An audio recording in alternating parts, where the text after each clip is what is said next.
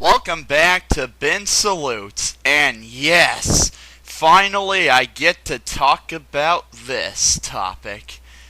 Today I am saluting my all-time favorite cartoon director, Tex Avery, the guy that made cartoons as if they were cartoons.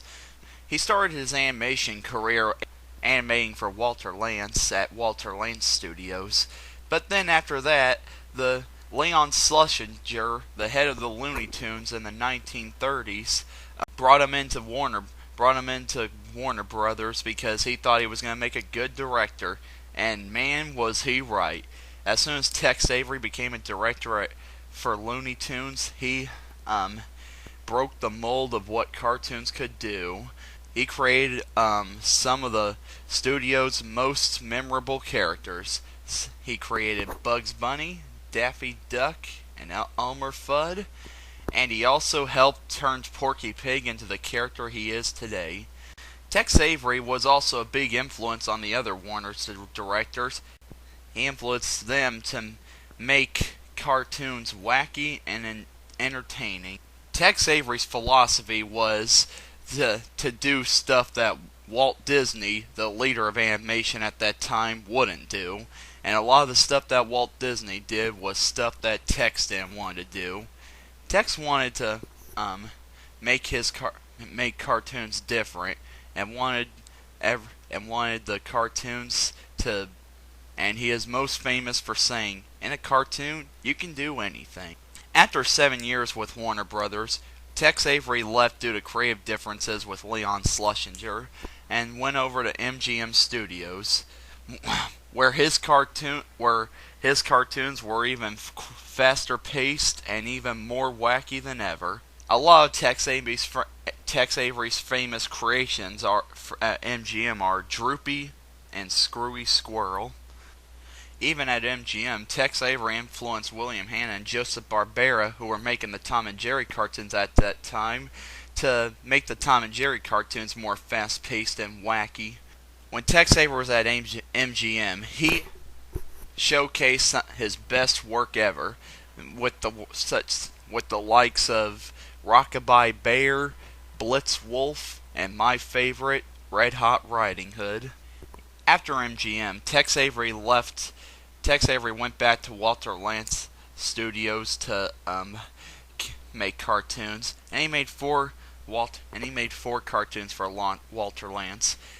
But during his stay at Walter Lantz, he began to become self-depressed with himself. He just felt like he was starting to make the same cartoon over and over and over again. He just felt like he didn't have it in him. So he took a break from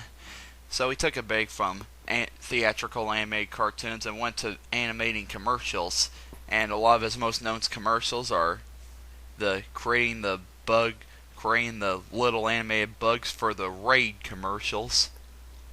After a run in commercials, Tex Avery went to Hanna-Barbera Studios when they were making their Saturday morning cartoons and created Quickie Koala. This would be the last thing he ever worked on. Tex Avery truly is a master of what he did. He proved that cartoons can be more than just fairy tales and furry creatures. Cartoons need to be loud, fast-paced, and out-of-this-world wackiness. Tex Avery is my biggest influence ever. When I grow up and make cartoons, I want my cartoons to be just like him. Fast-paced, off-the-wall wackiness, and timing, and the crispiest timing in the world. Tex Avery's influence has been felt throughout most modern day cartoons, such as Tiny Toons and a host of others. His name has been used inappropriately a lot.